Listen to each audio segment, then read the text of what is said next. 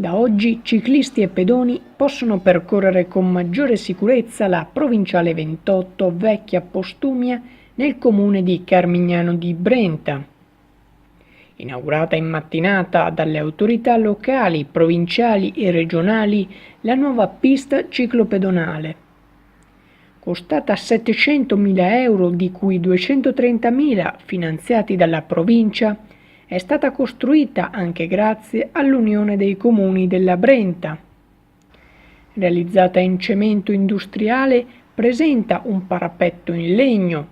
Sotto, oltre alla condotta per le acque piovane, anche quella per la fibra ottica. Inoltre, la pista risulta interamente illuminata. Questa opera collega la zona industriale, una zona molto importante dell'Alta Padovana. Pensate che questi sono circa 1 milione di metri quadrati, tantissime aziende, quindi tanti lavoratori che vengono qua. Alcune aziende purtroppo non ci sono più, ma altre si stanno insediando rispetto a un trend positivo che su Carmignano sta riprendendo con grande entusiasmo. Un lavoro che vede poi il collegamento con il qui vicino comune di San Pietringù, la collega qui presente Bassi, che ringrazio, un'opera attesa da tanti anni su richiesta dell'allora sindaco, circa 30 anni fa circa.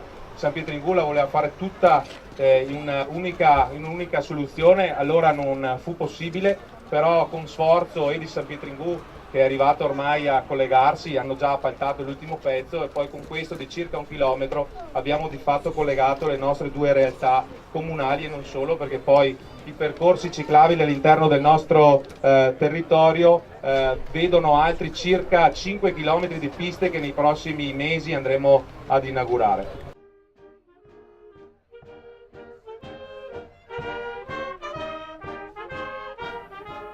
Fisher Channel News, Carmignano di Brenta.